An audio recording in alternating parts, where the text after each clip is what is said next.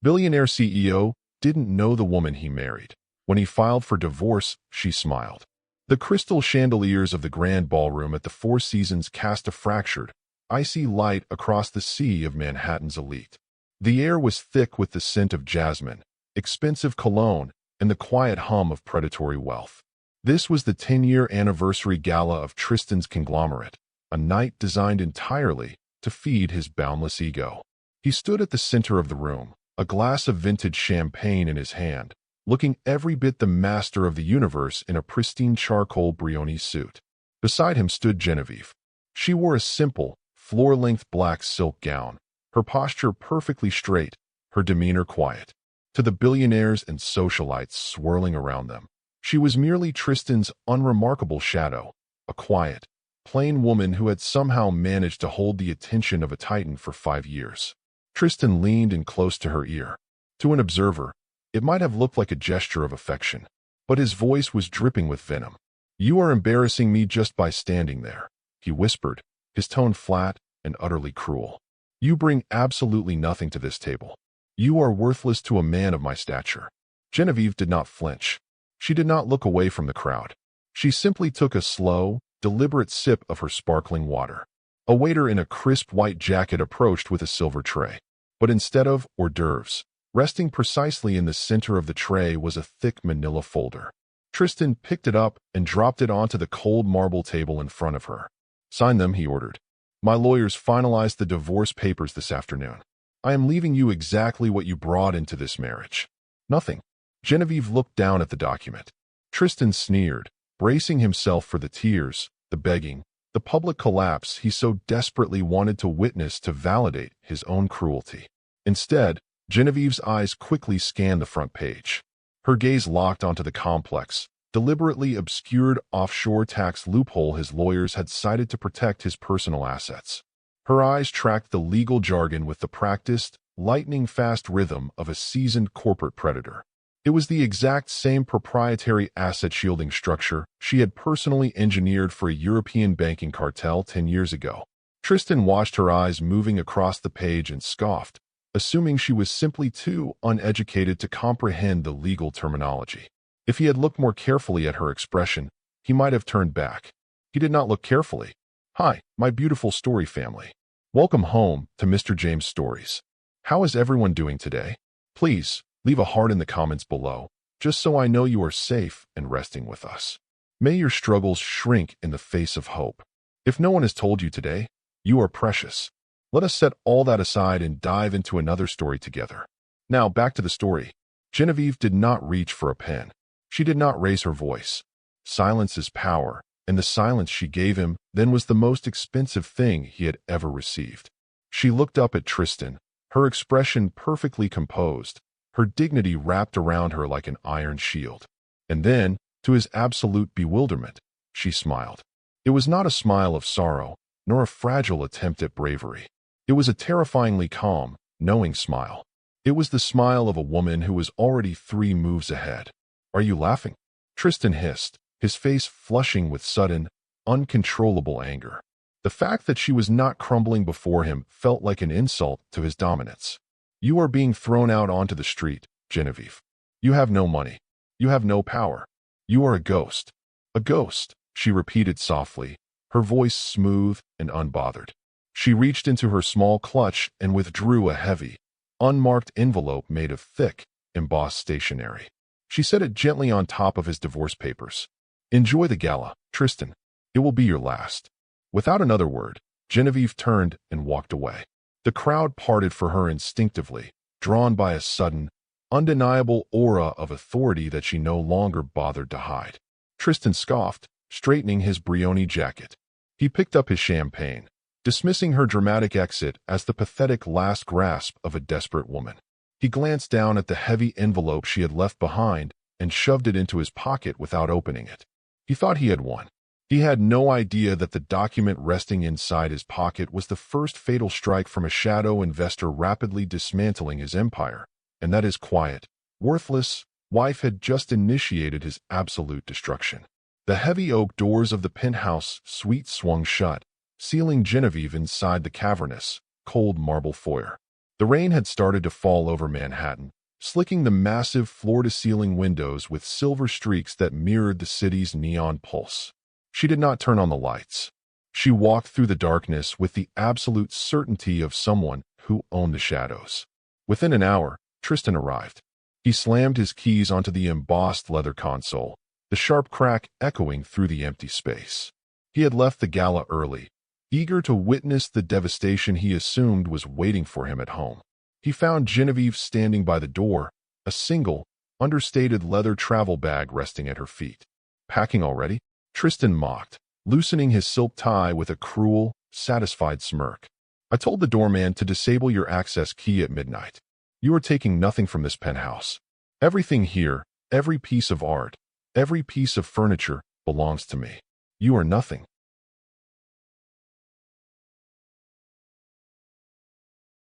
Genevieve looked at the $3 million original painting hanging above his head. She had bought it at Sotheby's 7 years ago through an anonymous proxy, long before she ever met him. She said nothing. She did not need to. He would understand later. Much later, when it was already too late. "I have taken only what is mine," she replied, her voice an unbroken, velvet calm. She stepped past him, the faint scent of jasmine lingering in the air. He thought he had won, but as she stepped into the private elevator and the door slid shut, separating them for what he believed would be the last time, a dangerous calm settled over her features. As the elevator descended, Genevieve pulled her encrypted burner phone from her coat. She dialed a number that bypassed international switchboards, connecting directly to a private Swiss bank executive. "Oui, madame," a crisp voice answered immediately. "It is time," Genevieve said in flawless, rapid French. "Initiate the freeze. Let him feel the cold." The line clicked dead, leaving only the sound of the elevator descending toward the lobby. Morning broke over the city with a sharp, unforgiving golden light. Inside the 80-story glass tower of Tristan's headquarters, the atmosphere was suffocating. Tristan stood at the head of the long mahogany boardroom table, his hands planted firmly on the polished wood, his face a mask of escalating rage. "What do you mean? They halted the shipments." Tristan roared, his voice cracking like a whip across the silent room. He glared at his terrified executive team. "They are our flagship supplier. We have a 10-year ironclad contract." His chief operating officer swallowed hard, adjusting his collar as if the room had suddenly lost oxygen. "Sir, the parent company in Europe issued a direct order at 2 a.m. They cited a breach of ethics clause. All transit has been frozen. The ports are holding our cargo." Tristan shattered his crystal water glass against the wall. "Fix it, or you are all worthless to me. I will replace every single one of you by noon." Little did he know, firing his executives was the least of his concerns. The supplier's parent company was an obscure holding firm, one that happened to share the exact maiden name of the woman he had just thrown out onto the street. As his executives scrambled from the room in pure terror, Tristan's private phone vibrated violently against the wood. It was his lead financial analyst. "Sir," the analyst's voice trembled. "I just received the morning debt report. Someone is aggressively buying up our corporate bonds. A shadow firm. They are acquiring our debt at a terrifying velocity." "Who?" Tristan demanded, his chest heaving. "Who has the capital to pull a stunt like that?" "They are untraceable, sir. Wall Street is calling them the architect." Tristan hung up, staring out the window. This decision would haunt him for the rest of his life. He dismissed the warning as a temporary market fluctuation, completely blind to the storm gathering directly over his head. The law offices of his elite legal team sat on the top floor of a pristine glass skyscraper, the air smelling of old money and fresh espresso. Genevieve sat on a low, Italian silk sofa, her posture impeccable, an aura of absolute serenity surrounding her. Across the heavy glass table sat Tristan's lead attorney, a man whose arrogant smirk mirrored his client's perfectly. "Let us be frank, Genevieve," the lawyer sneered, tossing a shockingly thin settlement document onto the table. "Tristan is a generous man, but you signed a very restrictive prenuptial agreement. This settlement offers you a modest 6-month stipend. If you drag this out, we will bury you in litigation fees until you cannot afford to eat. Sign it now, and save yourself the embarrassment." Genevieve sat perfectly still. She did not reach for the pen. Instead, she let the silence stretch until the lawyer shifted uncomfortably in his seat. Silence is power. Meanwhile, across the city, he was making the biggest mistake of his entire life, aggressively signing off on internal memos to cover his failing supply chain, documents that would soon be weaponized against him. Section 4, paragraph 12, Genevieve finally said, her voice a soft, melodic hum that commanded total attention. The lawyer frowned. Excuse me. The clause you are relying on to shield his domestic assets, she continued, her eyes locking onto his. You structured it through a subsidiary. However, you failed to account for the recent regulatory shift in the Unified Corporate Tax Code regarding secondary beneficial ownership. She leaned forward slightly. That loophole closed 3 weeks ago, meaning his entire personal portfolio is now exposed to discovery. The lawyer's arrogant smirk vanished instantly. He frantically opened his laptop, his fingers flying across the keys. The blood drained from his face as he realized she was entirely, devastatingly correct. Who told you that? He demanded, his voice dropping to a frantic whisper. That information isn't even public yet. Genevieve finally stood up, smoothing the front of her coat. I suggest you advise your client to hire better counsel. She walked out of the office, leaving the lawyer staring in horror at his screen. But as she stepped into the hallway, her own phone buzzed with a message that made her pause. The message contained a single, terrifying image that meant her careful timeline had just been violently accelerated. The air inside the Michelin-starred dining room of Le Pavillon smelled of white truffles, aged Bordeaux, and the desperate need to be seen. Rain lashed against the towering glass windows, blurring the Manhattan skyline into streaks of gold and charcoal. Tristan swept into the room exactly 45 minutes late, ensuring every eye in the establishment tracked his arrival. Clinging to his arm was a woman draped in flashy, newly purchased diamonds and a scarlet dress that screamed for attention. She was loud, she was young, and she was everything Tristan believed a powerful man deserved to display. He requested the center table, his voice carrying over the gentle hum of the classical string quartet. He wanted the world to see how quickly he had moved on, how utterly unaffected he was by the woman he had discarded. He thought he had won, but his arrogance blinded him to the quiet booth nestled in the shadowy alcove near the back. Genevieve sat there, completely unbothered, her posture perfect. She wore a tailored cream cashmere blazer, sipping a glass of reserve Pinot Noir. Across from her sat a silver-haired European gentleman who exuded quiet, terrifying wealth.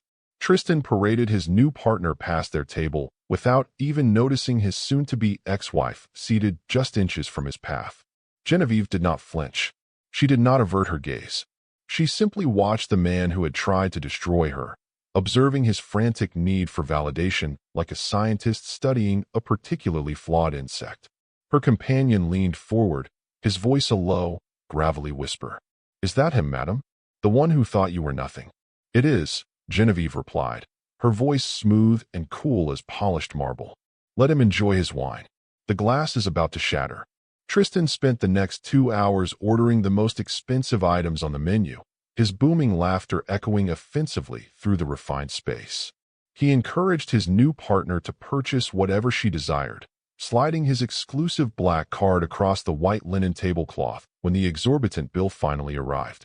The waiter bowed slightly and retreated. 5 minutes later, the manager returned. The man's face was pale, his posture tense. He leaned down to Tristan's ear, whispering something that caused the arrogant billionaire's face to drain of all color. Tristan snatched the card back, his hands shaking with sudden fury. Run it again, he hissed, his voice trembling. That is a limitless account. Run it again. We have, sir, the manager whispered, his eyes darting nervously around the dining room. The bank was quite clear. The card is declined. The primary account has been completely frozen. The storm outside intensified, lightning illuminating the corners of Tristan's sprawling penthouse. The flashy mistress had stormed out an hour ago, humiliated by the restaurant debacle. Tristan paced the length of his Persian rug, his custom Brioni jacket discarded on the floor, his silk shirt soaked in a cold, terrified sweat. He had spent the entire night screaming at his private wealth managers. None of them had an answer. A massive, coordinated freeze had been placed on his primary liquid assets, triggered by an obscure clause in his own corporate structure, a clause someone had weaponized with surgical precision. The walls of his empire were rapidly closing in. Get me the architect. Tristan barked into his phone, his voice hoarse from hours of panic. He was speaking to his most ruthless corporate broker. I don't care what their terms are. I don't care what interest rate they want. The board is threatening a vote of no confidence by Friday if I don't secure a bridge loan to cover the supply chain collapse. Find this ghost investor and offer them whatever they want. Sir, the broker hesitated. The architect's representatives reached out 10 minutes ago. They are willing to provide the $50 million. But the collateral they are demanding, it is unprecedented. They want your personal voting shares secured against the loan. Tristan stopped pacing. If he defaulted, he would lose the company he had spent his life building. But if he didn't take the money, he would lose it by the end of the week anyway. He was cornered, backed into a trap so perfectly constructed he couldn't even see the steel teeth waiting to snap shut. Draft the paperwork, Tristan ordered, his voice hollow. I will sign.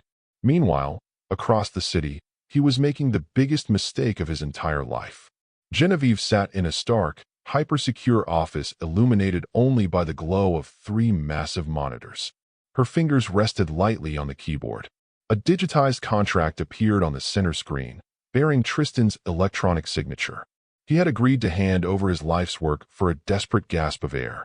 She said nothing. She did not need to. The silence in the room was absolute. With a single, elegant press of the enter key, Genevieve approved the wire transfer of exactly $50 million, locking the chains firmly around his wrists. By dawn, the financial news networks were circling like vultures. The cheer-ins at the bottom of the screens flashed in aggressive red lettering. Tristan Conglomerate Supply Chain Collapses. CEO Unreachable. Inside the boardroom, the air was toxic. Tristan slammed his fists onto the mahogany table, spittle flying from his lips as he screamed at his frantic public relations team. Bury the story, he roared, his eyes bloodshot and wild. Pay whoever you have to pay. Threaten whoever you have to threaten. I will not have my name dragged through the mud by a bunch of parasitic journalists. We can't, sir, his head of PR stammered, shrinking back from the billionaire's wrath. The leaks aren't coming from the ports anymore. They are coming from inside the house. Someone is feeding the press internal documents. Highly classified financial projections. Things only the executive board should know. Tristan froze. Paranoia, cold and sharp, flooded his veins. He looked around the table at the men and women he had bullied and belittled for years, suddenly wondering which one of them was holding the knife. He was unraveling, his carefully cultivated image of absolute control shattering in front of the people whose respect he demanded. If he had looked more carefully at the situation, he might have realized the leaks were too precise to be a disgruntled employee. They were orchestrated, but his arrogance blinded him to the truth.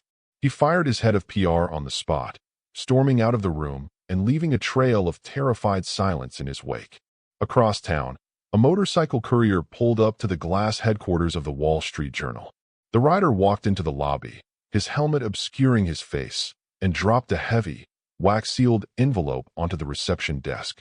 It was addressed directly to the city's most ruthless investigative financial journalist. Inside the envelope was a complete, unredacted dossier exposing every illegal slush fund, every manipulated stock projection, and every hidden failure of Tristan's reign. And clipped to the very front page was a single, elegant note written in flawless, flowing script. The king is bankrupt. Print it. The torrential rain that hammered Manhattan did nothing to cool Tristan's fury. His black Bentley idled at the curb of a discreet, tree-lined street in the Upper East Side. He stepped out, his custom Brioni suit absorbing the damp chill as he marched toward the heavy iron-wrought doors of Genevieve's new residence. He assumed it was a pathetic, modest apartment, a massive downgrade from his penthouse. He did not notice the absolute absence of a doorman, nor the biometric security scanner hidden seamlessly in the brass plating. He pounded on the door. When it finally clicked open, Genevieve stood in the entryway, bathed in the soft, warm light of a crystal sconce. She wore a simple cashmere wrap, her expression as unreadable as a frozen lake. "You are going to fix this," Tristan snarled, stepping into her foyer without an invitation. He reeked of stale espresso and escalating panic. "The press is tearing me apart. They are claiming my supply chain collapsed because of internal incompetence. You are going to call the Journal. You are going to sit for an interview and tell them I am a brilliant, stable visionary. and that our divorce is perfectly amicable." Genevieve did not step back. She simply watched him, her silence wrapping around the space like a velvet noose. "Did you hear me?" he demanded, his voice echoing off the cold marble floor. "You owe me this, Genevieve. I gave you 5 years of luxury. You are nothing without the status I provided." He thought he had won, but his arrogance blinded him to the reality of the room he was standing in. He was so busy shouting, so desperate to assert dominance over the woman he had discarded, that he completely failed to look at the wall directly behind her.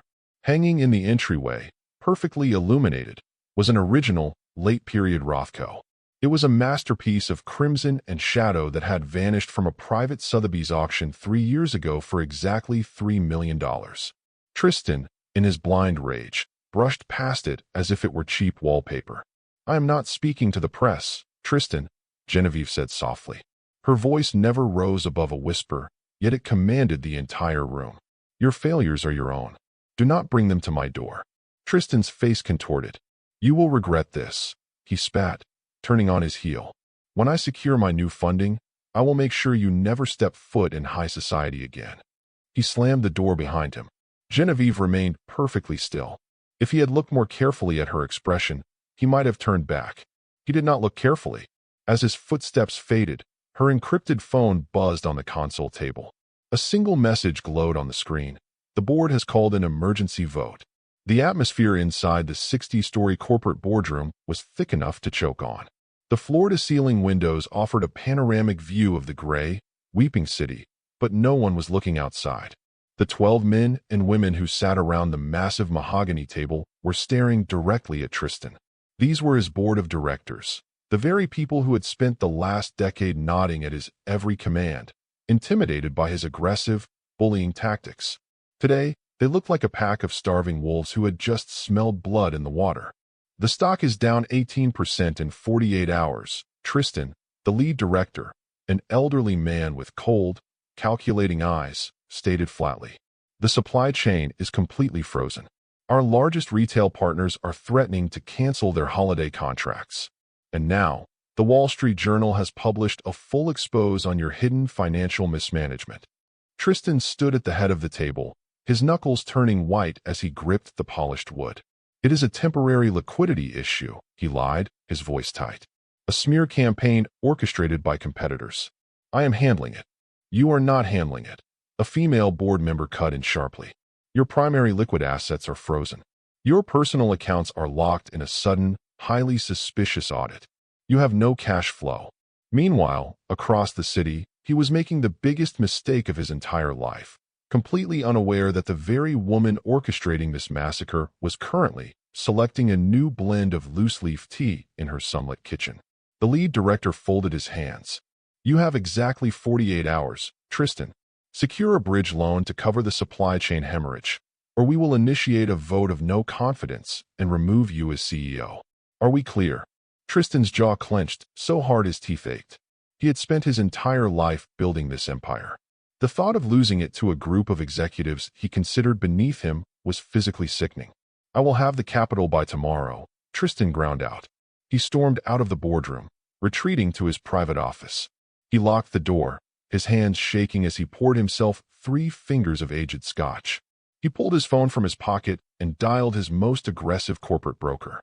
"Tell the architect I accept the terms," Tristan whispered into the receiver, the words tasting like ash in his mouth.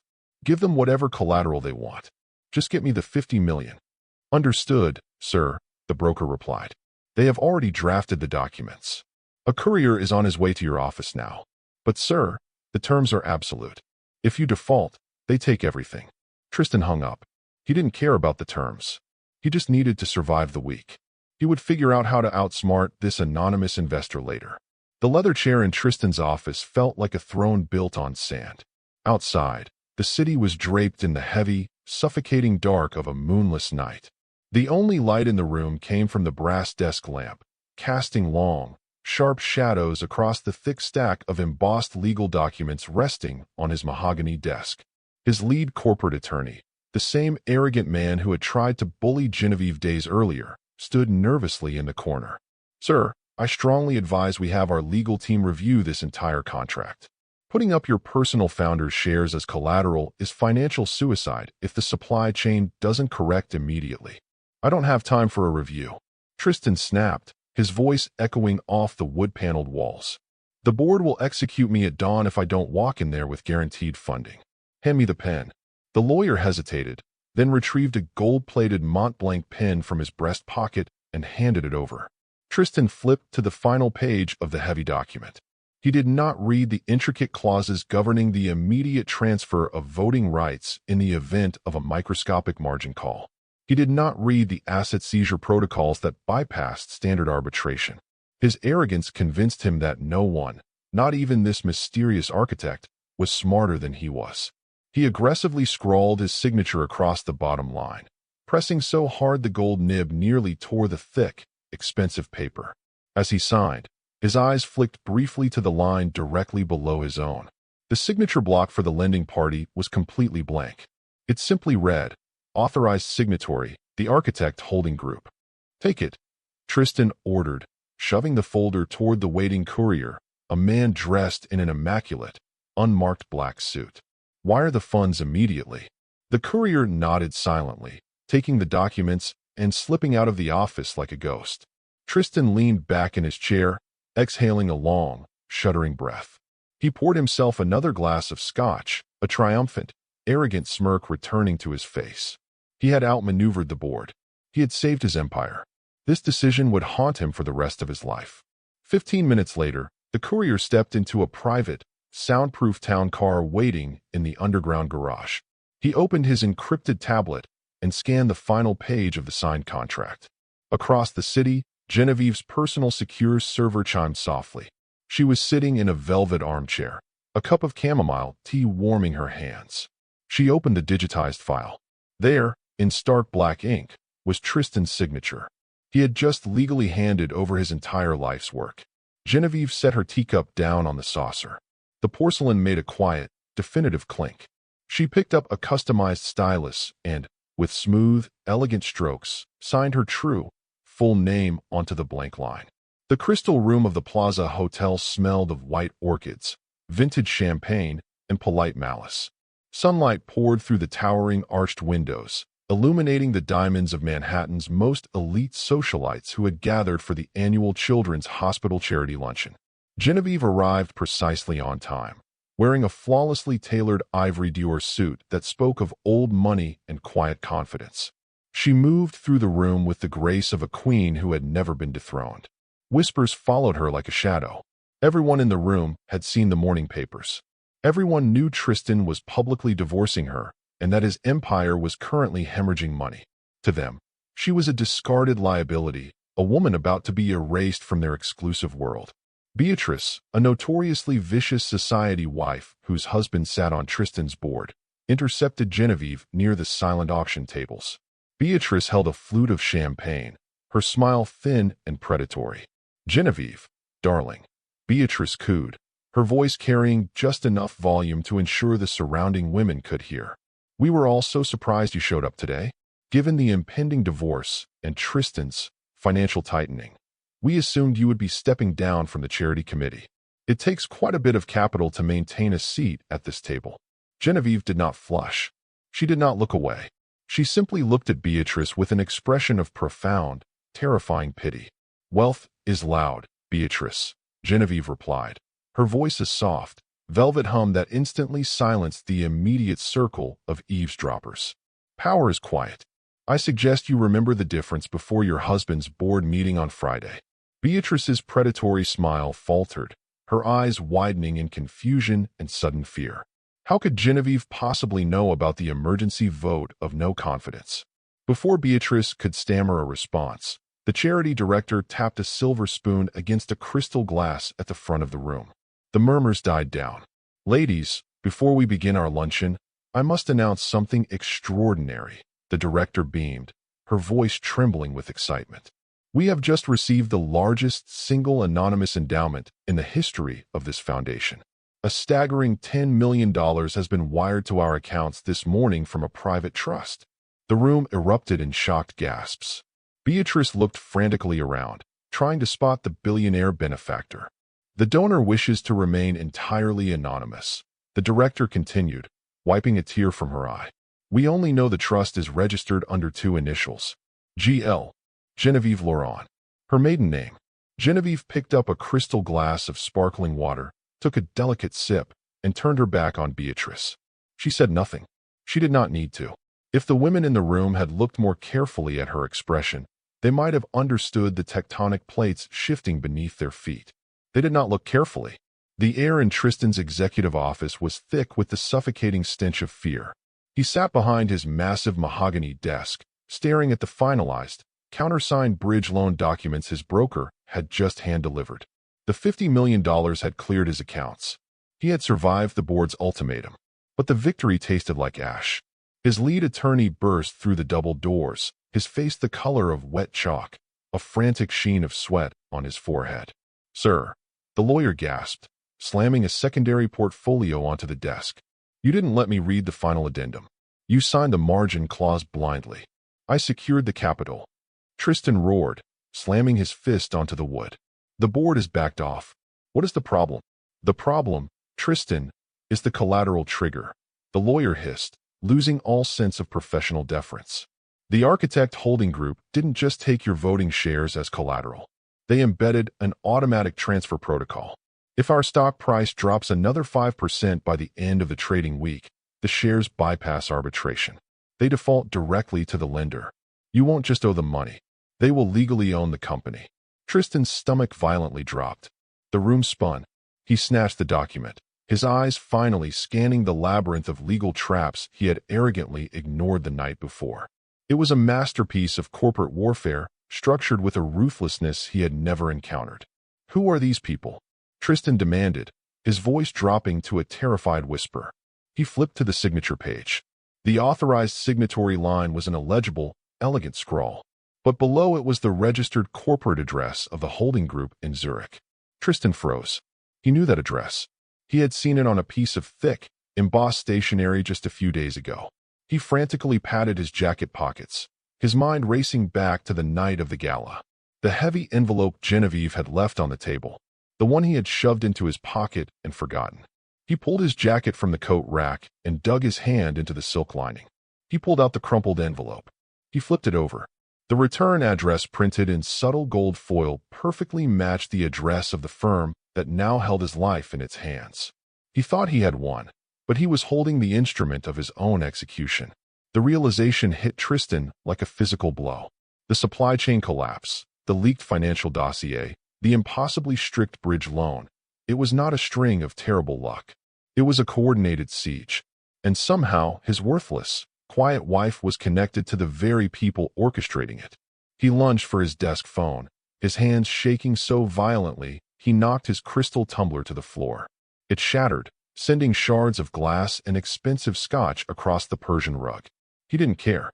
He dialed the private, direct line to the architect's broker. "Connect me to your principal." Tristan barked the second the line connected. His voice was shrill, completely devoid of the arrogant baritone he usually wielded. "I need to speak to the architect immediately. The stock is still dropping. The European ports haven't released my cargo. You have the money. Now release the hold." "I am sorry, sir," the broker replied, his tone chillingly detached. "The architect is no longer taking your calls. The contract is signed. The terms are locked. Good day."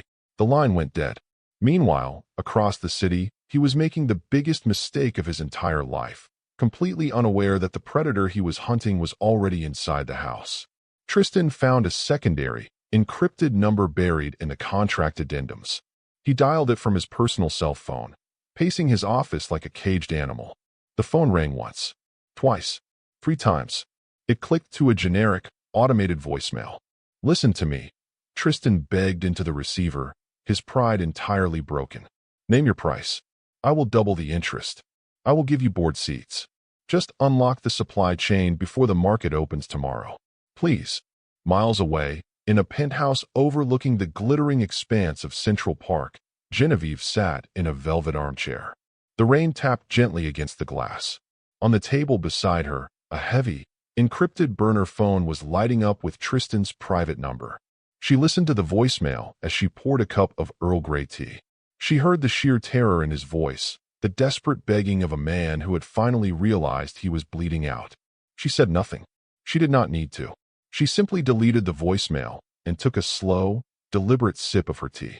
He would understand later. Much later, when it was already too late. The eve of the divorce mediation arrived with a heavy, suffocating stillness. Tristan sat in the dim light of his empty penthouse, nursing his fifth glass of bourbon. The massive space felt like a tomb. His mistress was gone, his executives were dodging his calls, and the financial press was circling his building like sharks. Yet, as the alcohol warmed his blood, a toxic, familiar arrogance began to creep back into his mind. He was Tristan. He was a titan. He had the $50 million in his accounts. He would bully his way out of the corporate crisis by Monday. But tomorrow morning, he had a much easier target to destroy. He picked up his phone and dialed his lead attorney. Tomorrow at the mediation, Tristan slurred slightly, staring at his reflection in the dark windows. I want her crushed. I don't want to offer her a 6-month stipend anymore. I want you to find a way to stick her with my legal fees. I want her to walk out of that room owing me money. She thinks she can embarrass me at a gala and walk away? I am going to break her. Understood, sir, the lawyer replied nervously. We have the paperwork ready. Tristan hung up, a cruel smile twisting his lips. He believed that no matter how bad his business was suffering, he still had absolute power over Genevieve. He still viewed her as the quiet, obedient woman he had controlled for 5 years. If he had looked more carefully at the pieces on the board, he would have realized checkmate had already been declared. Across town, Genevieve stood in her massive walk-in closet. The space was meticulously organized, a stark contrast to the chaotic collapse of Tristan's world. She bypassed the silk dresses and cashmere wraps. She reached for the very back of the wardrobe, pulling out a garment bag she had not touched in years. She unzipped it, revealing a stunning, fiercely tailored charcoal Brioni suit. It was identical in cut, color, and prestige to the suit Tristan had worn on the night he handed her the divorce papers. It was the armor of a corporate warlord. Genevieve ran her hand over the cold, expensive fabric. Her quiet dignity remained perfectly intact. She had never screamed, never begged, and never stooped to his level of petty cruelty. She hadn't needed to. Tomorrow morning, the waiting would be over. Tomorrow morning, she would walk into that mediation room, and she would take everything. The conference room on the 50th floor of the city's most ruthless arbitration firm smelled of lemon polish and bitter espresso. Rain lashed against the floor-to-ceiling windows, casting gray, fractured light across the heavy glass table. Tristan sat at the head of the room, flanked by 3 high-priced attorneys. He checked his platinum Rolex, his foot tapping impatiently against the hardwood floor. Genevieve entered precisely at 9 o'clock. The room went entirely silent. She was not wearing the modest floral dresses or the quiet, unassuming knit sweaters Tristan had forced her to wear for 5 years. She wore a flawlessly tailored charcoal Brioni suit, a mirror of the very suit Tristan had worn the night he handed her the divorce papers, but worn with infinitely more power. Her hair was pulled back into a sharp, elegant chignon. She carried a single, unmarked leather briefcase. Tristan sneered, recovering from his momentary shock. Playing dress-up, Genevieve? It won't change the numbers. She sat opposite him, placing the briefcase gently onto the glass. She said nothing. She did not need to. Her silence was a suffocating weight in the room. His lead attorney cleared his throat, sliding a shockingly thin folder across the table. Mrs. Laurent, my client is prepared to offer a final, generous settlement. A one-time payment of $50,000, contingent upon a strict non-disclosure agreement regarding his current corporate restructuring. 50,000, Tristan mocked, leaning back and lacing his fingers behind his head. He looked at her with pure disdain. Take it, Genevieve. It's more than you are worth. Without me, you are nothing. You have no capital, no leverage, and no future. Genevieve finally looked at him. Her eyes were not the soft, obedient eyes of a subjugated wife. They were the cold, calculating eyes of an apex predator who had finally cornered her prey. Your supply chain collapsed because you relied on a single European conglomerate to bypass domestic tariffs, Genevieve said. Her voice was smooth, melodic, and carried effortlessly across the large room. Tristan frowned, his arrogant smile faltering slightly. What are you talking about? My supply chain is none of your business. It collapsed, she continued, completely ignoring his interruption. Because the holding company that owns your flagship supplier initiated a breach of ethics clause. A clause I personally drafted. The lead attorney let out a condescending chuckle, attempting to regain control of the room. Mrs. Laurent, please. Let's stick to the divorce proceedings. Then let us discuss the $50 million bridge loan your client signed 36 hours ago, Genevieve said softly, shifting her gaze to the terrified lawyer. The one secured directly against his personal founder's shares. Tristan's arrogant smile vanished entirely. The blood drained from his face so fast he looked physically ill. How do you know about the loan? He whispered, his voice trembling. I know about the loan, Tristan, because I am the one who funded it. Silence descended upon the room. It was not a peaceful silence. It was the heavy, terrifying silence of a bomb dropping and waiting to detonate. Tristan stared at her, his mind violently rejecting the information. You are insane, he breathed, gripping the edge of the glass table. The loan was funded by the architect, an international holding group based out of Zurich. Genevieve reached into her briefcase. She did not rush. Every movement was deliberate, elegant, and chillingly precise. She withdrew a thick, embossed folder. It was the exact same folder his courier had taken from his office the night he desperately signed his life away. She slid it across the glass table. It stopped perfectly in front of Tristan.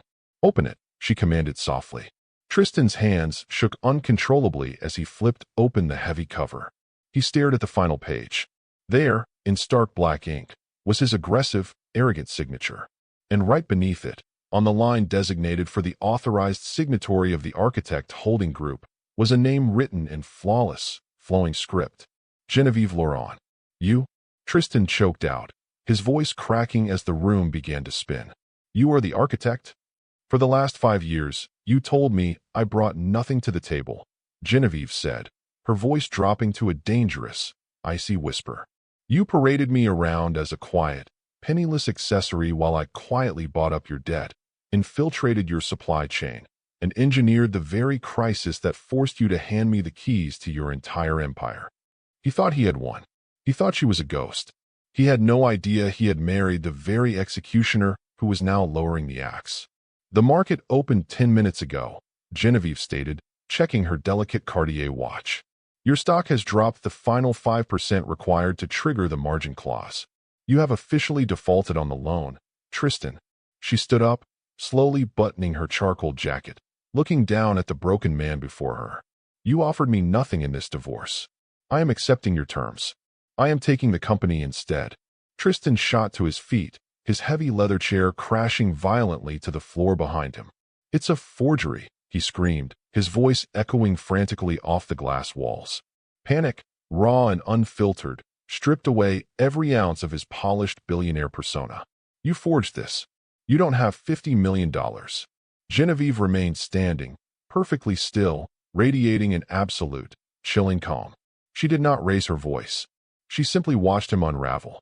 Verify it, she told his lead attorney, gesturing gracefully to the contract on the table. The arrogant lawyer snatched the document, his eyes darting frantically across the page. He pulled out his phone, his hands trembling as he dialed his firm's senior partner in the corporate division. He whispered frantically into the receiver, feeding them the routing numbers, the holding group's corporate registry, and the exact timestamp of the margin trigger. Tristan paced the room like a trapped animal, his chest heaving, his tie crooked.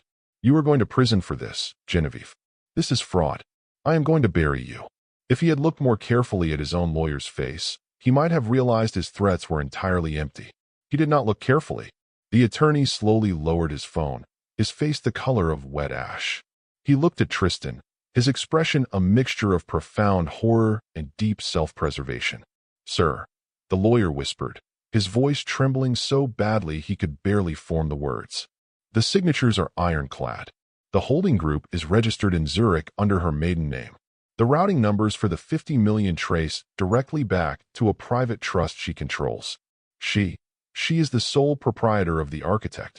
Tristan stumbled back, hitting the edge of the glass table. No, that is impossible. Furthermore, the lawyer swallowed hard, refusing to make eye contact with his client. The margin clause has officially triggered. As of 9:15 a.m., the transfer of your voting shares is complete. You no longer hold a controlling interest in the conglomerate. Tristan's world fractured. The empire he had built on a foundation of bullying and intimidation was gone, legally signed away by his own arrogant hand to the woman he had publicly humiliated. I will tie this up in litigation for a decade. Tristan roared, pointing a shaking finger at Genevieve. I will file an emergency injunction. I will take this to the highest court in the state and prove you orchestrated this under false pretenses. Genevieve picked up her briefcase. She looked at him with a gaze so devoid of sympathy, it was terrifying. You are welcome to try, Tristan, she said softly. But you should know, the emergency injunctions for corporate asset seizures in this district are exclusively handled by the Honorable Judge Harrison. Tristan sneered, a desperate, feral sound. So what? I will buy him off. Genevieve walked toward the door, her heels clicking against the hardwood floor with the rhythm of a ticking clock. Judge Harrison is a remarkable woman. She also happens to be my former law professor and personal mentor. I had breakfast with her yesterday. She paused at the door, looking back at the shattered man who had once called her worthless. I will see you out of my building tomorrow morning. The morning air was crisp and biting as Tristan's black town car pulled up to the towering glass facade of the conglomerate he had ruled for 10 years. He had not slept. His eyes were bloodshot, his custom suit slightly wrinkled. He had spent the entire night screaming at a revolving door of crisis management teams and defense attorneys, all of whom had told him the exact same terrifying truth. The contract was bulletproof, and Genevieve Laurent owned his company. Yet, denial is a powerful drug for an arrogant man. Tristan straightened his tie, forced a cold mask of authority onto his face, and marched through the massive revolving doors of the grand marble lobby. He strode toward the private executive elevators, flanked by his usual security detail. He reached into his pocket, pulling out his heavy, gold-plated access card. He swiped it against the biometric scanner. Instead of the familiar green chime, a harsh, flat red light blinked. The heavy glass gates did not open. Tristan frowned, his heart giving a violent, irregular thump in his chest. He swiped it again. Access denied. Fix this, Tristan barked at the lobby attendant, his voice cracking with the strain of his suppressed panic. My card is malfunctioning. The young attendant looked at his monitor, his eyes widening. He slowly looked up at Tristan, a mixture of fear and pity on his face. Sir, your profile has been purged from the system. Your clearance level is 0. I am the CEO of this company. Tristan roared, slamming his fist against the glass turnstile so hard the sound echoed off the high ceiling. Dozens of employees, arriving for their morning shifts, stopped in their tracks. The lobby fell dead silent. Before Tristan could scream again, a heavy hand fell onto his shoulder. He spun around to find the head of corporate security, a man Tristan had personally hired and berated for years, standing with 4 armed guards. Mr. Vance, the security chief said, his voice completely devoid of its usual deference. He did not call him sir. I need to ask you to step away from the executive gates. Are you out of your mind? Tristan hissed, spit flying from his lips. I pay your salary. Open these gates immediately, or you are fired. This decision would haunt him for the rest of his life. He thought he could still bully his way through, unaware that the rules of gravity in his world had permanently changed. The security chief did not flinch. He simply crossed his arms over his broad chest. You don't pay my salary anymore, Tristan, the chief replied calmly, his voice carrying across the quiet lobby for everyone to hear. Human Resources received the transfer of ownership documents at 6 a.m. Your employment has been officially terminated. Tristan felt the breath leave his lungs. He looked around at the sea of employees, the receptionists, the analysts, the mid-level managers he had terrorized for years. They were all watching him. They were watching the arrogant king being locked out of his own castle. Whose orders are these? Tristan demanded, his voice dropping to a desperate, pathetic whisper. Mine. The single word cut through the air like a silver blade. Tristan turned. Standing at the top of the grand marble staircase, looking down at him with absolute, terrifying sovereignty, was Genevieve. Genevieve stood at the top of the grand marble staircase, looking down at him with absolute, terrifying sovereignty. She wore a pristine, flawlessly tailored ivory silk suit, a sharp contrast to the dark, chaotic energy radiating from the man at the bottom of the steps. The morning sun streamed through the towering glass walls of the lobby, casting long, dramatic shadows across the polished floor. The entire ground floor held its collective breath. Over 100 employees, from junior analysts to senior vice presidents, stood frozen, watching the spectacle unfold. They had spent years terrified of Tristan's explosive temper, enduring his constant belittling. Now, they were witnessing his absolute destruction in real time. Tristan's face flushed a deep, violent crimson. The veins in his neck strained against his expensive silk collar. He pointed a shaking, manic finger up at the woman he had discarded just days prior. "You think you can steal my company in the middle of the night?"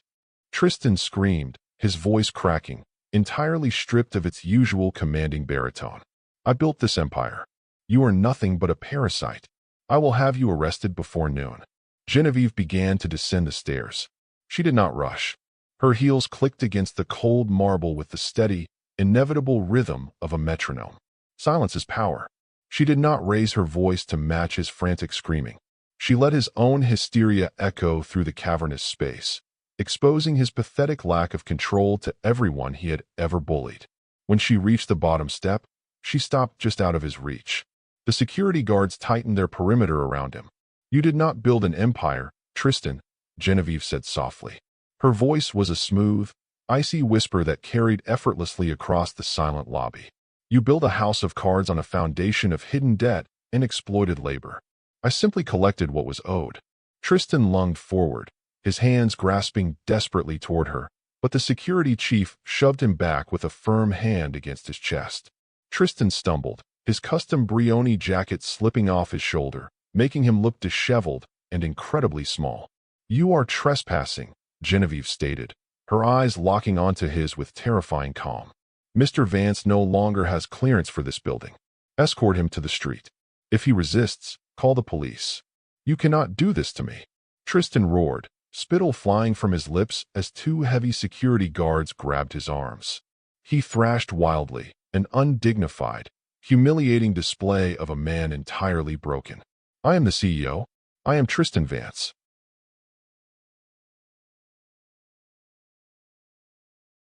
If he had looked more carefully at the faces of his former employees, he might have realized they were not looking at him with respect or fear. They were looking at him with pity. He did not look carefully.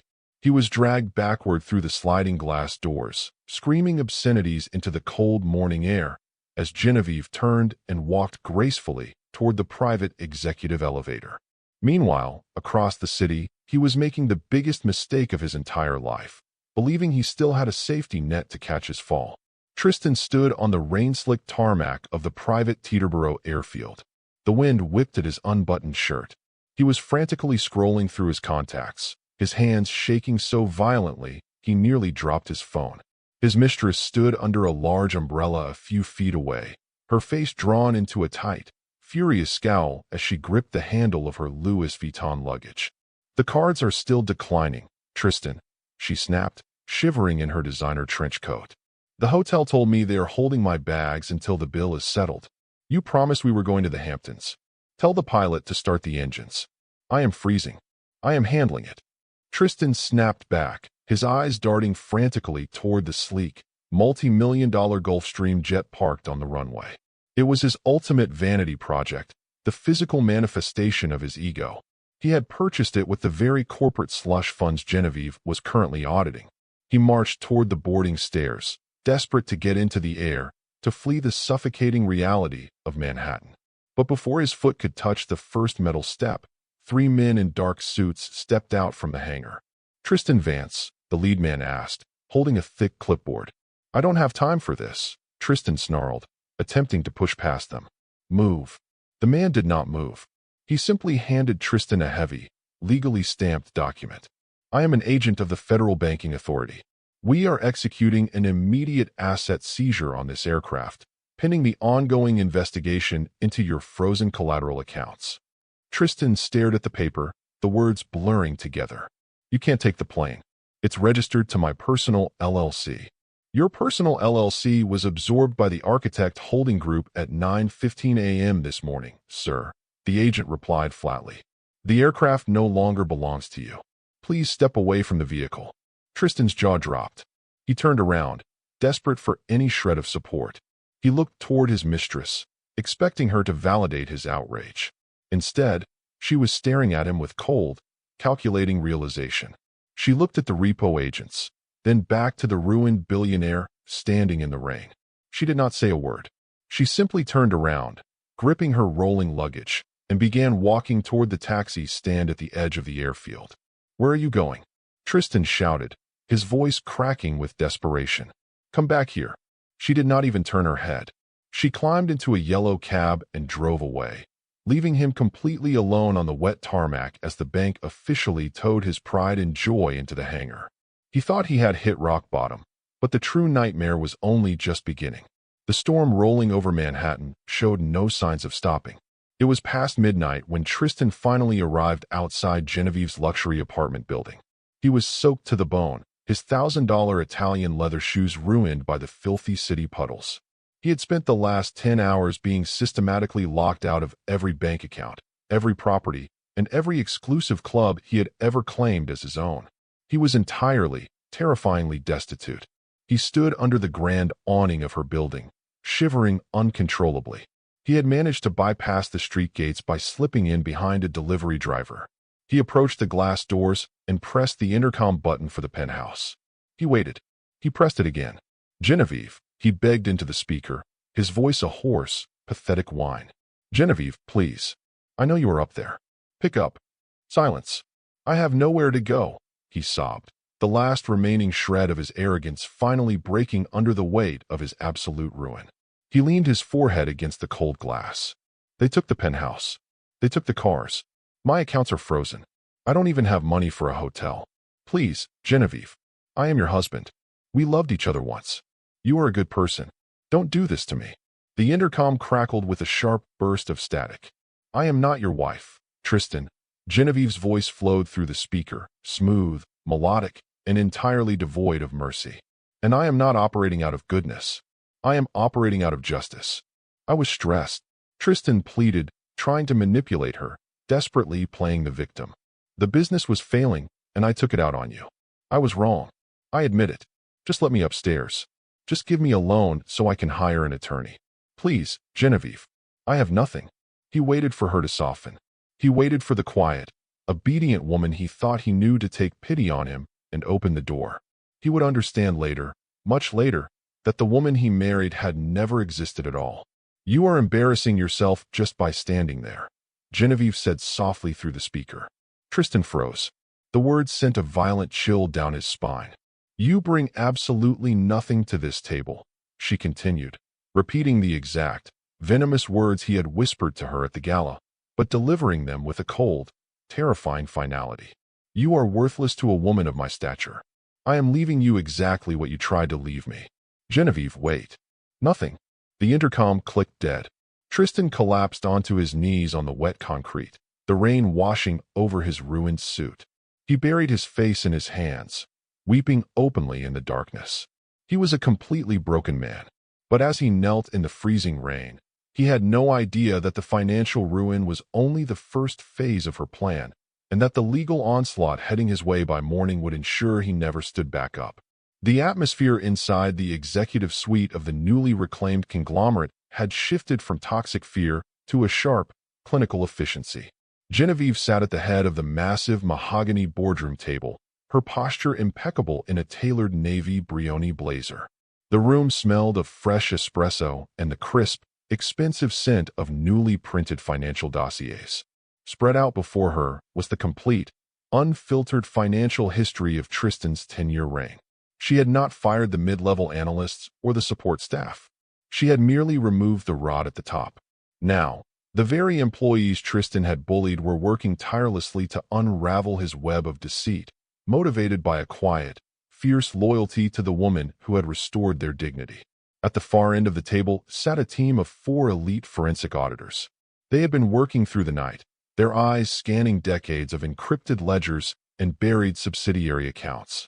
"The vanity projects were just a smokescreen, Madam Chairman," the lead auditor stated, sliding a thick file across the polished wood. "He purchased the private jets and the Hampton estates through corporate shells, yes. But that was merely the surface. The real hemorrhage was happening in the international supply chain."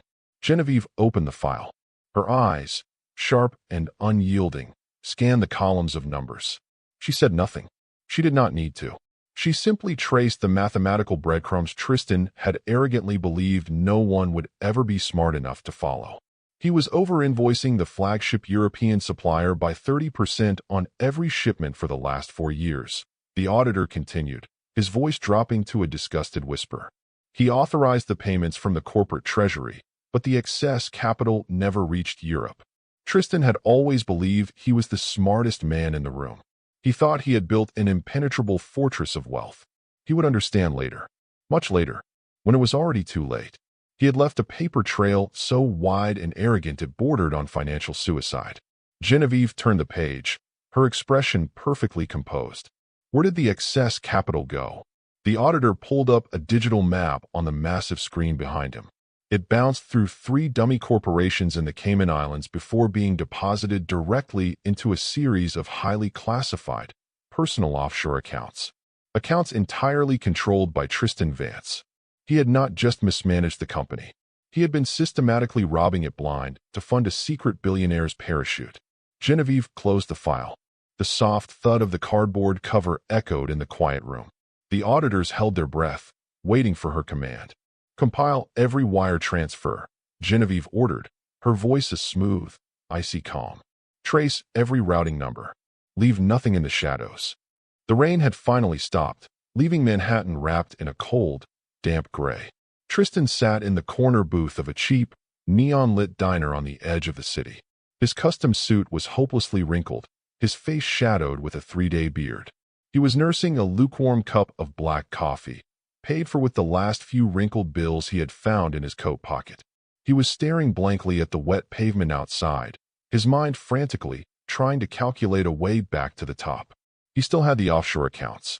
He was locked out of the company, but if he could just get to a secure terminal, he could wire the hidden Cayman funds to a new proxy. He could start over. He could rebuild. Meanwhile, across the city, he was making the biggest mistake of his entire life by underestimating the woman who had already dismantled him. A man in a sharp, unmarked gray suit walked into the diner. The bell above the door chimed cheerfully, a stark contrast to the absolute dread that washed over Tristan as the man slid into the vinyl booth directly across from him. The man did not order. He simply reached into his breast pocket and withdrew a single, heavy piece of embossed stationery. He placed it onto the sticky Formica table, right next to Tristan's coffee cup. "Mrs. Laurent sends her regards," the man said softly. Tristan's hands began to shake. He reached out and picked up the envelope. He tore it open, his breath hitching in his throat. Inside was not a letter. It was a single sheet of paper containing a printed list of 12 different international bank routing numbers. They were his offshore accounts. Every single one of them.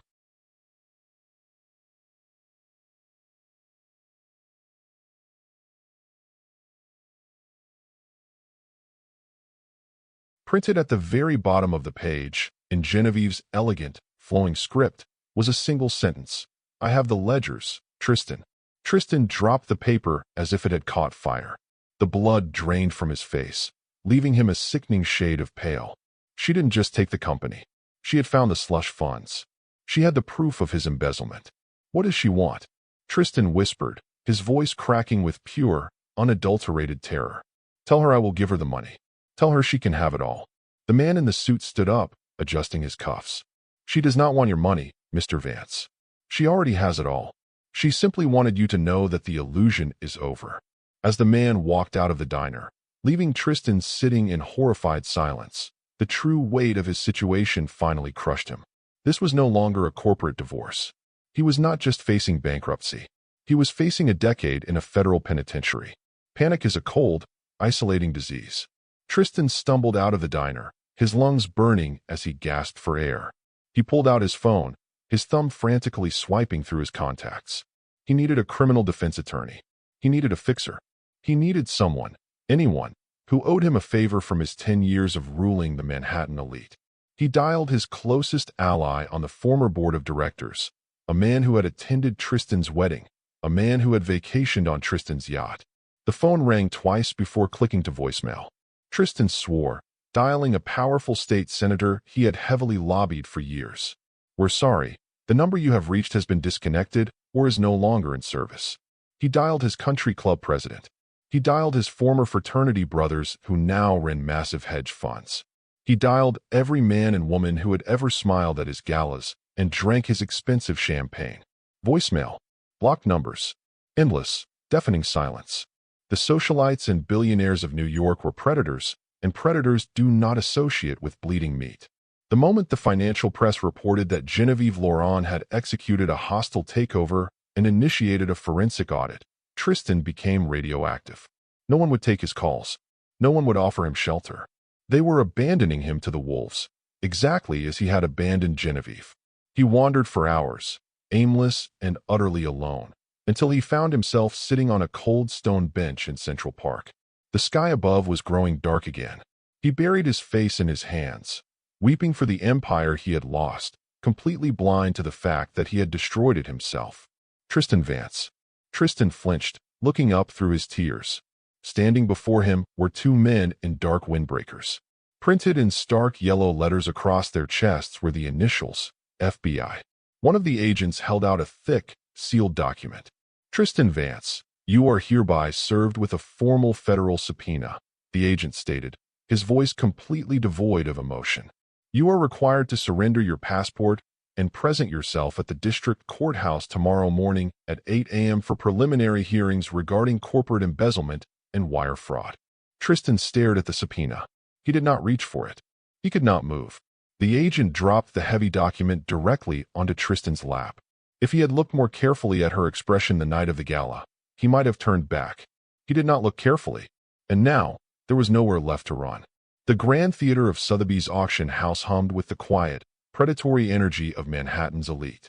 The air was thick with the scent of aged mahogany, expensive perfume, and the hushed whispers of generational wealth. Tristan stood at the very back of the room, hidden in the shadows near the heavy brass doors.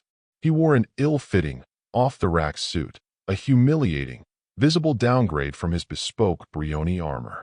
He was there to watch the remnants of his ego be sold to the highest bidder to satisfy his mountainous federal debts. On the illuminated stage sat the crown jewel of his former life, a pristine, midnight blue 1962 Ferrari 250 GTO. He had loved that machine more than he had ever loved his wife. It was the ultimate symbol of his untouchable status. The auctioneer's voice clipped through the air, a rhythmic chant that felt like a hammer striking nails into Tristan's coffin. Bids flew in from the floor and the private phone banks. Tristan watched, his jaw clenched so tightly it ached, as the price climbed past $30 million. Then, the room went entirely silent. Seated in the front row, wearing a breathtakingly elegant emerald silk suit, was Genevieve. She had not raised a paddle. She simply gave a slight, almost imperceptible nod to the auctioneer.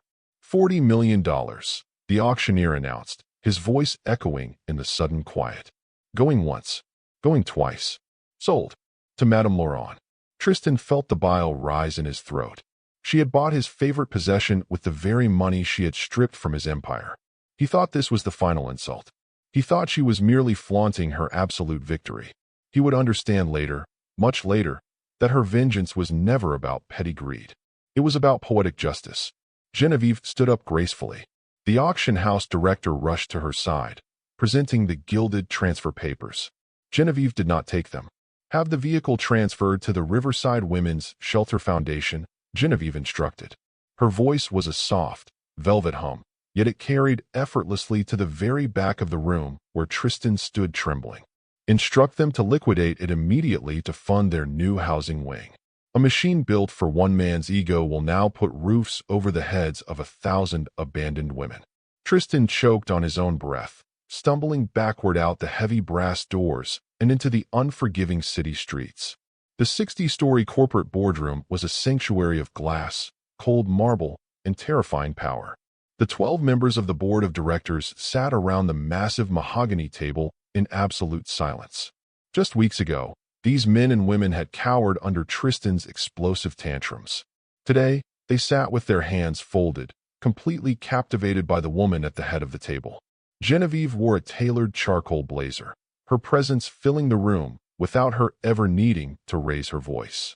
Silence is power. The era of corporate raiding and offshore slush funds is permanently over, Genevieve stated, her tone as smooth and unbreakable as polished steel. She slid a thick, meticulously bound dossier across the table. Tristan operated this conglomerate through fear and illegal tariff evasion. It was temporarily profitable for him, but it was a fatal liability for this board. The lead director, an elderly man who had nearly ousted Tristan days prior, opened the dossier. His eyes widened as he took in the architectural brilliance of her new financial structure. "Madam Chairman," the director whispered, genuine awe creeping into his voice. "This new supply chain model, it bypasses the European bottlenecks entirely. You have secured direct manufacturing contracts that Tristan claimed were impossible to negotiate." Genevieve took a slow, deliberate sip of her sparkling water. She had been laying the groundwork for these contracts for 3 years, operating in the shadows while Tristan paraded her around as a quiet, worthless accessory. She was always 3 moves ahead. "We are restoring full benefits to the warehouse unions," Genevieve continued, her gaze sweeping the room, demanding and receiving total respect. "We are liquidating the vanity assets, the jets, the private island leases, and reinvesting that capital directly into our domestic infrastructure. The profit margins will not just recover. They will triple by the 4th quarter." No one argued. No one dared to question her. They were looking at a true titan, a woman who led with surgical precision and unshakable dignity. "Hold on. Because what happened next even I did not see coming." A junior executive rushed into the boardroom, his face pale, holding a legally sealed envelope. "Madam Chairman, forgive the interruption. The courier from the federal courthouse just arrived. The final decree is ready." Genevieve took the envelope.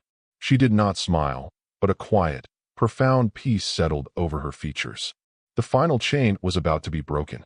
The federal courthouse downtown smelled of old paper, polished wood, and inevitable finality. Rain beat gently against the frosted glass windows of the private chambers. Judge Harrison, a formidable woman with silver hair and eyes that missed absolutely nothing, sat behind the heavy oak bench. Genevieve sat at the plaintiff's table, an aura of absolute serenity surrounding her. Tristan sat alone at the defendant's table. He had no high-priced legal team. His accounts were frozen, his assets seized by federal investigators, and his former allies had abandoned him. He wore the same wrinkled suit he had slept in for 3 days. He looked hollow, a ghost of the arrogant billionaire who had once commanded Manhattan with an iron fist. "Mr. Vance," Judge Harrison began, her voice echoing with the heavy weight of the law, "I have reviewed the settlement parameters submitted by Madam Lawrence Counsel. I have also reviewed the federal indictments pending against you regarding corporate embezzlement. Do you have any final contestations before I strike the gavel?" Tristan stared at the grain of the wooden table. He had nothing left to say. The anger had been burned out of him, leaving only the terrifying reality of his own actions. He had tried to leave Genevieve with nothing. He had orchestrated a visceral, public humiliation designed to break her spirit in front of the city's elite. If he had looked more carefully at the woman standing beside him all those years, he might have seen the quiet storm gathering. He might have recognized the terrifying intellect hiding behind her gentle demeanor. He did not look carefully, and now he was drowning in the flood he had started. "No, Your Honor," Tristan rasped, his voice barely a whisper. "Very well," Judge Harrison declared, adjusting her spectacles. "The marriage is hereby dissolved. Based on the ironclad stipulations of the prenuptial agreement, which your own counsel drafted, and the subsequent legal transfer of all corporate assets to the Architect Holding Group, you are entitled to no alimony, no property, and no capital." The heavy wooden gavel struck the sounding block. The sound was like a gunshot in the quiet room. It was over. Genevieve stood up. She did not gloat. She did not cast a final, cruel parting word as he had done to her at the gala. She simply gathered her pristine leather briefcase and walked out of the courtroom, leaving him completely behind. Her dignity remained perfectly intact. Hours later, Tristan dragged himself through the city streets, returning to the one place he foolishly thought might still offer him shelter, the grand luxury penthouse overlooking Central Park. He rode the service elevator up, terrified of being seen by the lobby staff he used to torment. When he stepped into the opulent marble hallway, he stopped dead in his tracks. Affixed to the heavy oak doors of the penthouse was a bright orange legal notice. It was an immediate federal eviction mandate. The locks had already been changed. The property had been officially seized as part of the corporate restitution protocol. Tristan reached out, his trembling fingers brushing against the cold, unyielding brass of the door handle. He was entirely locked out of the world he had once ruled. He slumped against the wall, sliding down to the floor as the absolute silence of the empty hallway swallowed him whole. He had absolutely nothing, exactly as he intended for her.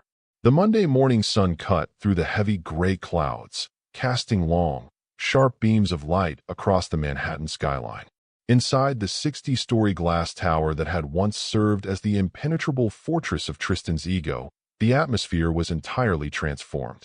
The suffocating tension was gone, replaced by a quiet, focused energy. Tristan arrived at the service entrance just after 8 o'clock.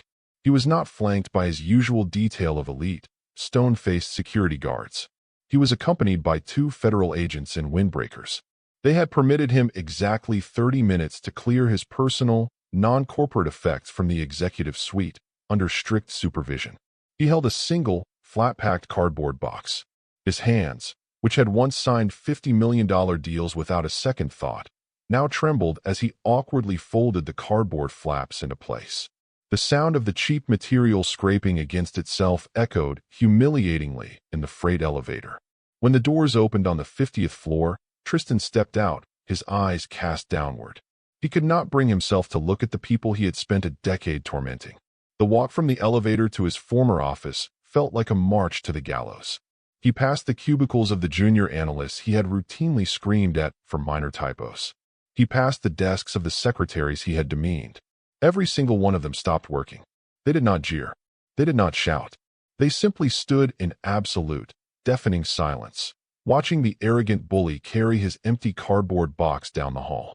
Silence is power, and the silence of his former victims was the heaviest weight Tristan had ever carried. He entered the sprawling executive suite. The massive mahogany desk had already been cleared of his imported cigars and crystal decanters. The only things left for him were a few framed photographs and a cheap, plastic paperweight he had received at a golf tournament. He placed them into the box. It barely covered the bottom. "Time is up, Mr. Vance," one of the federal agents stated, checking his watch. Tristan did not argue. He picked up the half-empty box, his shoulders slumped in absolute defeat. He walked back down the long corridor, the eyes of his former employees burning into his back. When he finally reached the ground floor and stepped out into the grand marble lobby, he paused. He looked toward the towering glass walls, seeking one last glimpse of the empire he had built. Instead, his breath caught in his throat. Over the weekend, the massive, imposing steel letters that had spelled out his name above the reception desk had been permanently removed.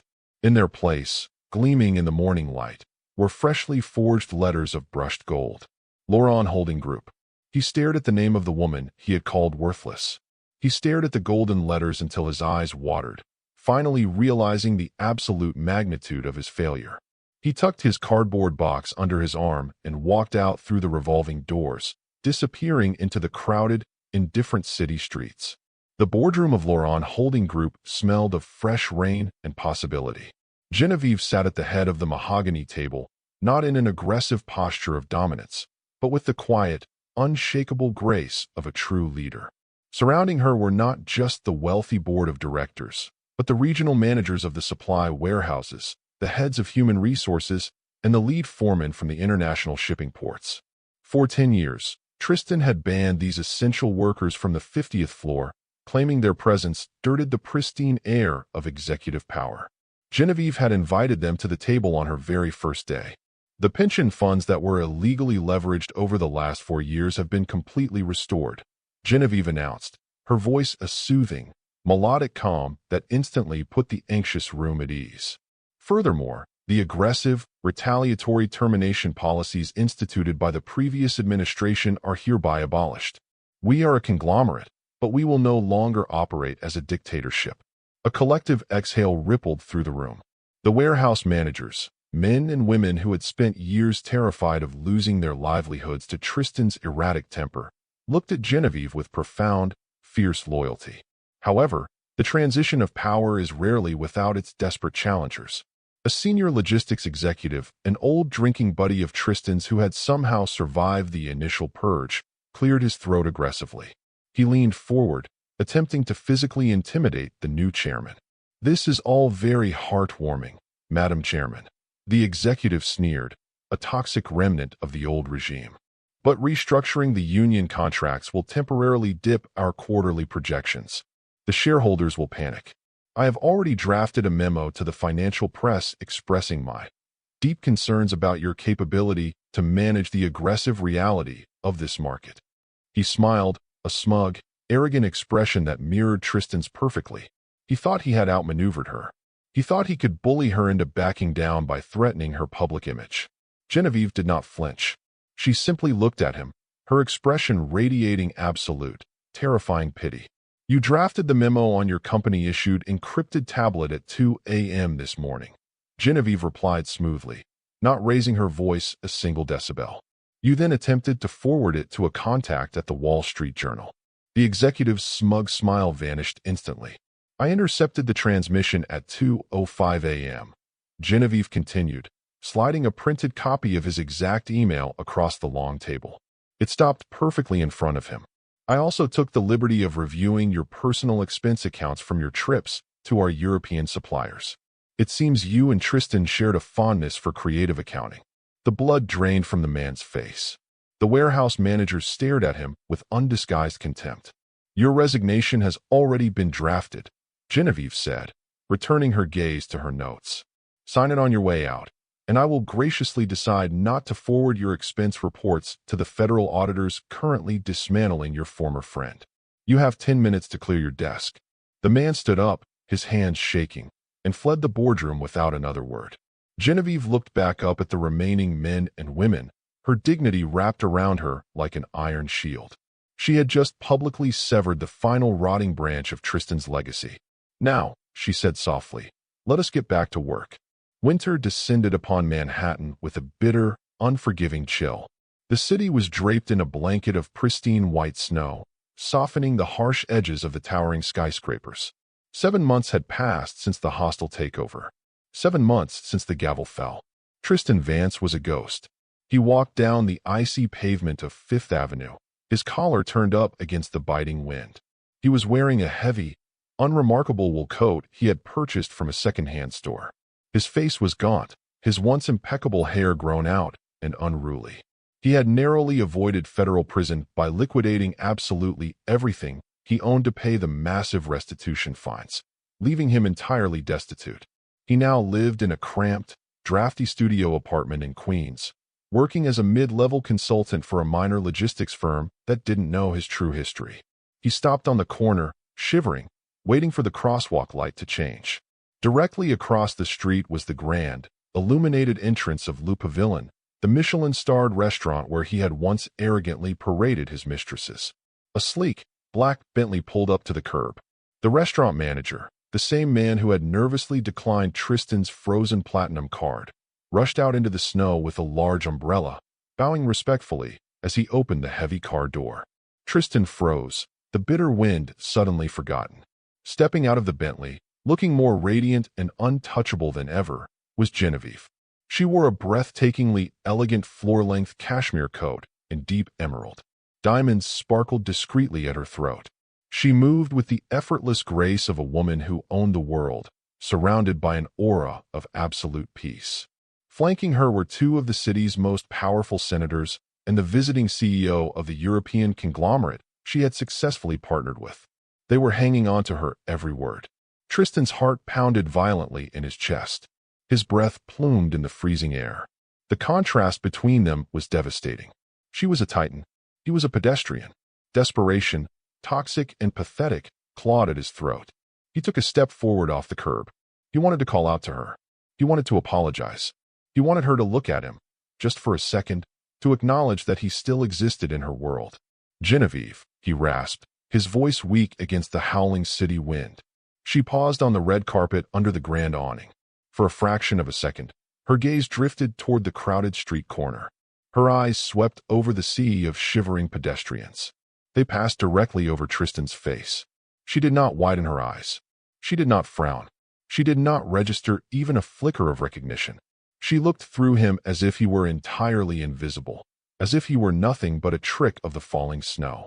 She turned back to the senators, a warm, genuine smile gracing her lips, and walked into the warm, golden light of the restaurant. Tristan stood in the freezing slush, entirely shattered. She had not cursed him. She had not gloated. She had simply given him the ultimate, devastating truth. He had once told her she was a ghost. He had told her she was worthless. And now, standing in the cold shadows of the empire she ruled, he realized the agonizing reality. He truly was nothing to her. The penthouse suite high above Central Park was a sanctuary of profound, unbroken peace. The massive floor-to-ceiling windows offered a breathtaking view of the snow-covered city, glowing like a bed of scattered diamonds under the dark winter sky. The room smelled of jasmine, expensive wood polish, and the quiet comfort of absolute safety. Genevieve stood by the glass, holding a delicate porcelain cup of Earl Grey tea. The warmth radiated through her hands. The heavy, suffocating darkness of her marriage felt like a distant, fading nightmare. She had survived 5 years of relentless emotional cruelty. She had endured the public humiliations, the whispered insults, and the constant attempts to break her spirit. She had survived it all without ever losing her dignity, without ever lowering herself to his level of petty revenge. She turned and looked into the grand entryway. Hanging perfectly illuminated on the wall was the original, crimson Rothko painting. The very painting Tristan had arrogantly brushed past on the night he demanded she fix his ruined public image. It was a beautiful, silent testament to the long game she had won. Justice had not been rushed. It had required immense patience. It had required the quiet strength to be underestimated, to be called worthless by a man who was entirely blind to the power sleeping beside him. But the wait had been worth every single second. The conglomerate she now ran was thriving. The employees she had protected were loyal and prosperous. And the man who had tried to destroy her had destroyed himself, trapped in a prison of his own arrogant making. Genevieve took a slow, deliberate sip of her tea. She did not feel the need to gloat. She did not feel the need to celebrate his ruin. She simply felt a deep, overwhelming sense of calm. The scales of the universe had been perfectly, poetically balanced. She was the silent powerhouse. She was the architect of her own freedom. She was unbreakable. She set her teacup down gently on the saucer, the porcelain making a quiet, definitive clink in the empty room. She looked out at the city one last time, a soft, knowing smile touching her lips, before turning off the light and letting the peaceful shadows embrace her. Don't let this story end without the people who need it most hearing it. Share it with someone today. Stay close to this family. We have more stories where this came from.